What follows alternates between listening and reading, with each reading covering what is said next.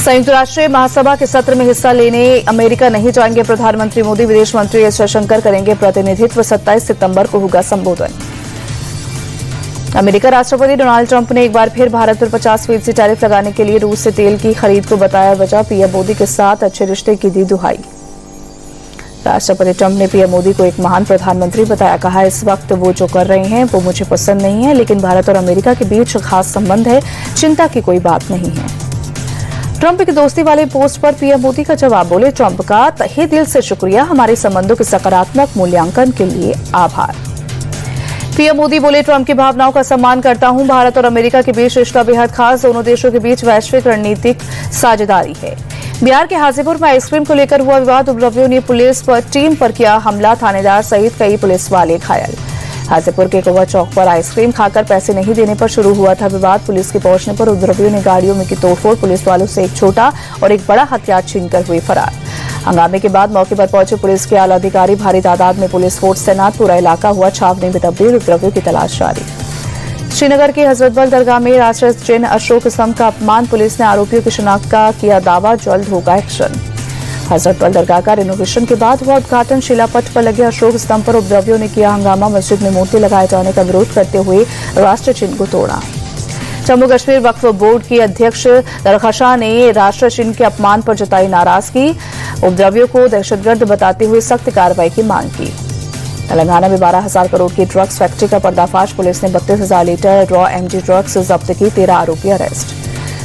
दिल्ली में लाल किला परिसर से चोरी। सोने हीरो से जड़ा करीब 1 करोड़ का कलश मंच से उड़ा ले गए चोर। परिसर में चल रहा है जैन समुदाय का अनुष्ठान।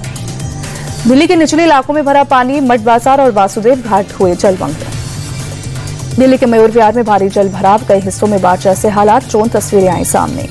दिल्ली के सिविल लाइन्स इलाके में कई जगहों पर जल भराव। लोगों की परेशानी बढ़ी। दिल्ली के मंत्री कपिल मिश्रा ने पुराने यमुना पुल के पास बाढ़ प्रभावित इलाकों का किया दौरा। पीड़ित लोगों से मिलकर जाना हाल। दिल्ली के मयूर विहार इलाके में राहत शिविरों में रह रहे हैं बाढ़ प्रभावित लोग। खाने पीने का किया गया है पूरा इंतजाम। यमुना नदी का जलस्तर बढ़ने से नोएडा के सेक्टर 135 में बाढ़ जैसे हालात। सामान लेकर सुरक्षित जगहों पर जा रहे हैं लोग। यूपी के मुरादाबाद में रामगंगा नदी का जलस्तर बढ़ा। शहर में बाढ़ जैसे हालात। जगह जगह पानी भरा। लोगों की मुसीबतें भी बढ़ी। प्रयागराज में यमुना और गंगा नदी का जलस्तर बढ़ा। निचले इलाकों में बाढ़ जैसे हालात। जगह जगह जल भराव से परेशानी बढ़ी।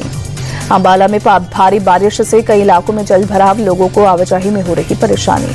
दुकानों और घरों में भी घुसा बारिश का पानी। कुछ जगहों पर घुटनों से ऊपर तक जल भराव। पंजाब में बाढ़ पीड़ितों को राहत पहुंचाएगी दिल्ली सरकार। दिल्ली सरकार और बीजेपी प्रदेश कमेटी करेगी मदद।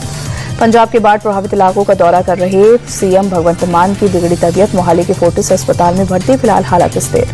उत्तराखंड में चारधाम यात्रा का पंजीकरण और संचालन आज से फिर शुरू। खराब मौसम और लगातार बारिश के चलते 1 से 5 सितंबर तक रोकी गई थी यात्रा। राजस्थान के अजमेर में तेज बारिश। भारी बारिश के चलते शहर में ट्रैफिक रफ्तार सुस्त हुई।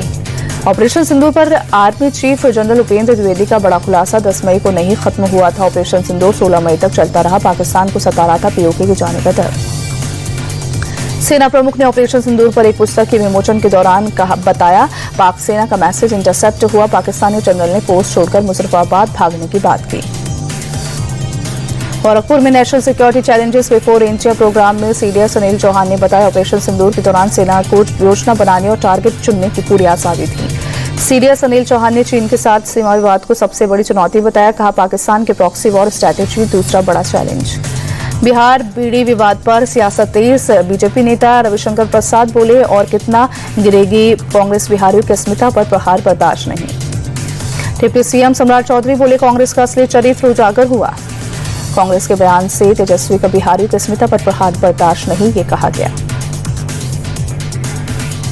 वही कांग्रेस के बयान पर तेजस्वी यादव का भी बयान सामने आया। उन्होंने बीड़ी को लेकर जो बयान दिया गया है उसका विरोध किया। वहीं बिहार बीजेपी अध्यक्ष ने कहा, बिहारियों को छोटा दिखाना कांग्रेस की आदत। अखिलेश यादव बोले, मैं बीड़ी के खिलाफ एक शब्द नहीं बोलूंगा। हमारे यहां बीड़ी से 3 करोड़ लोगों को रोजगार मिला। एनडीए में सीट बंटवारे से पहले उपेंद्र कुशवाहा का शक्ति प्रदर्शन। पटना के मिलर ग्राउंड में की मेहराली। उपेंद्र कुशवाहा की जेडीयू को सलाह, समय रहते नीतीश कुमार का उत्तराधिकारी चुन ले। तेज प्रताप यादव बोले, मेरा जेडीयू से कोई वास्ता नहीं। महागठबंधन के लोग मेरे साथ आ रहे हैं। जोधपुर में आरएसएस की बैठक का आज दूसरा दिन। 3 दिवसीय बैठक में संघ प्रमुख मोहन भागवत सहित 32 संगठनों के पदाधिकारी भी रहे शामिल। पुणे में श्रीमंत डॉक्टर शेठ हलवाई गणपति मंदिर पहुंचे डिप्टी सीएम अजीत पवार। अनंत चतुर्दशी के मौके पर पत्नी के साथ बप्पा की पूजा अर्चना की। मुंबई में लाल बागचा के राजा के दर्शन के लिए उमड़ी श्रद्धालुओं की भीड़। अनंत चतुर्दशी पर भक्तों ने बप्पा के दर्शन कर आशीर्वाद लिया। मुंबई में फिल्म निर्माता कृष्ण कुमार वीर सिंह से जबरन वसूली। अभिनेत्री निकिता गाग ने साथियों के साथ मिलकर प्रोड्यूसर को ऑफिस में बंधक बनाया। बंधक बनाकर बंदूक की नोक पर 10 लाख रुपए वसूले। पुलिस ने अभिनेत्री और उनके साथियों के खिलाफ मामला दर्ज किया, जांच जारी।